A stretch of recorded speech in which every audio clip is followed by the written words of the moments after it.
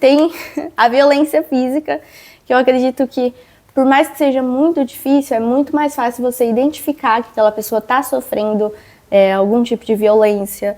Os casos de... Desculpa te cortar, Estela. Os casos de violência física, uma pergunta um tanto quanto capciosa, tá? Mas eu preciso fazê-la jornalisticamente falando. Sim. Os casos de violência física contra mulheres, por mais que a sociedade ela evoluiu, por mais que nós temos muito mais acesso à informação hoje do que é um relacionamento de fato tóxico, abusivo, você acha que ainda são muito altos o número de casos de violência contra a mulher? Nossa, muito. Feminicídio, violência contra a mulher aumenta todos os dias, cada dia mais. E é estranho, era pra gente estar progredindo Por isso a nessa pergunta. questão.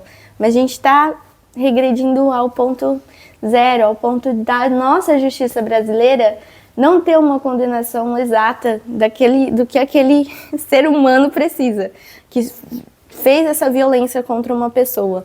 Eu acho que todo tipo de agressão é errado, todo tipo. Eu odeio briga, acho errado.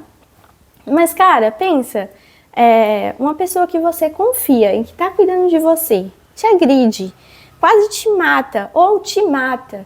Você não consegue sair daquele relacionamento, te agride, te ameaça, afasta você da sua família, xinga a sua família.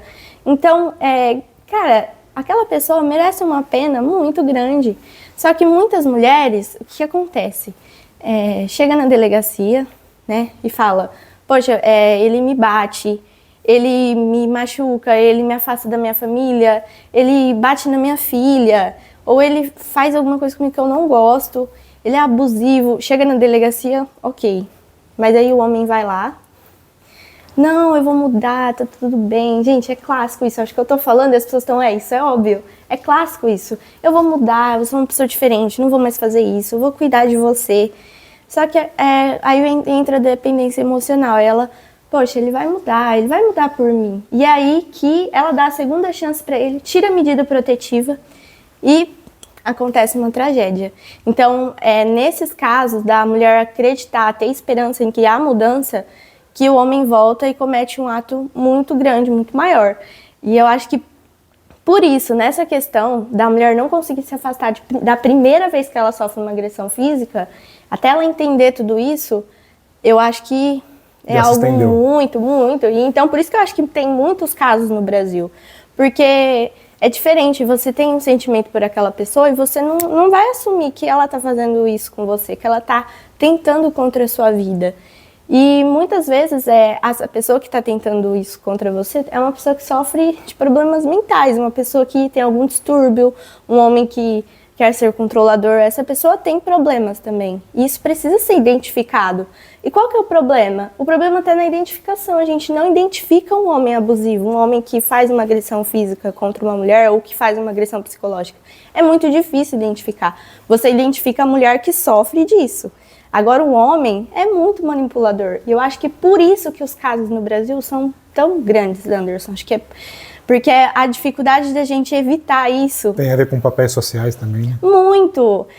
A dificuldade da gente evitar isso é muito grande. Eu vou citar violência contra crianças, né? Mães e pais. Você acertou o que eu ia perguntar agora sobre violência infantil, então a gente já pode... Já entra no caso. É comum também?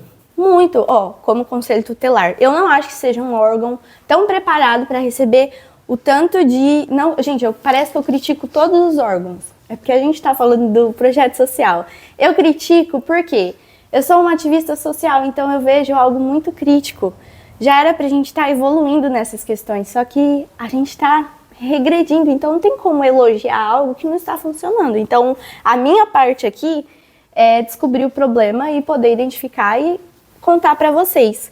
E assim, vamos falar do Conselho Tutelar. Em todas as cidades, eu acho que em todos os estados, existe um órgão que deveria proteger a criança e o adolescente, né? E assim, muitas denúncias de agressão, abandono, né? Muitos pais abandonam as crianças 2, 3 dias na casa para poder trabalhar, ou o pai está preso, a mãe está presa, deixa com a avó não consegue cuidar muito bem da criança, não consegue ter o acompanhamento. Esses casos vão para o Conselho Tutelar. O que esse órgão faz com isso? Denúncia, manda uma pessoa poder acompanhar, uma assistente social e acompanhar a criança, e muita gente não consegue resolver o problema daquela criança.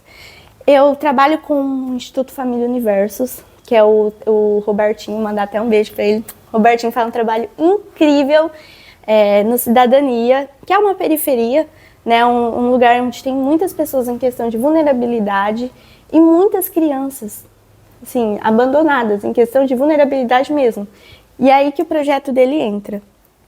Ele tem um projeto que acolhe as crianças e que ficam na rua, muitas vezes brincando na rua, o que é muito perigoso, né, numa periferia.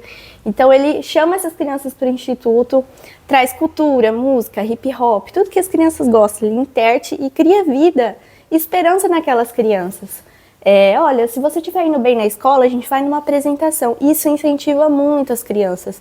Só que quem são essas crianças? São crianças que sofrem violência psicológica, violência doméstica, crianças que sofrem muito, muito. Crianças que sofreram algum abuso. Isso é muito sério, Anderson, porque... São mais meninos ou meninas? São mais meninas, muito mais meninas. E assim, as meninas, elas demoram para poder te contar alguma coisa, né? Eu não vou citar nomes, né, mas tem uma menininha linda e ela foi adotada. A mãe dela acho que nasceu ela nasceu da mãe dela em um lugar de vícios, na Cracolândia. E aí ela foi para um centro de adoção, aí depois uma moça adotou ela aqui em Rio Preto, só que a moça é uma senhora. Então acho que ela é vó dela, alguma vó paterna, bem longe da mocinha. E ela adotou ela muito nova, ainda neném. E ela cresceu ali no reduto dessa senhora. E tinha um homem mais velho, que era o marido dessa senhora, que cuidava da criança também. E a menina ia para a escola, ela tinha 4 anos na época, 3, 4. Ia para a escola até que a escola começou a identificar algumas coisas assim um pouco estranhas, né? E aí que eu vou te falar porque que o conselho tutelar muitas vezes para mim não funciona. E aí vocês vão me entender. E essa menina ia para a escola começou a identificar feridas nela, né, principalmente nas regiões, e foram atrás, né, denunciaram. E ela estava sofrendo violência sexual desse homem que morava com ela e que era como se fosse o pai adotivo dela. E ele era muito mais velho. E ela contou na escola que ele ameaçava ela com um facão, que tudo mais. E ela era muito nenenzinha, gente. Tanto que hoje ela já é muito pequenininha. Acho que ela tem 9 anos. E ela fala sobre isso. Ela conseguiu vencer isso ainda muito nova. E esse homem foi preso, né? Ele foi preso, né? Graças a Deus. Ela continua, né, com o tutelo dessa senhora. Mas o que acontece? Existe saidinha, né? Eu acho que a senhora ainda não conseguiu associar muito o que aconteceu. Mas a criança sente. A criança, ela cai em qualquer papo.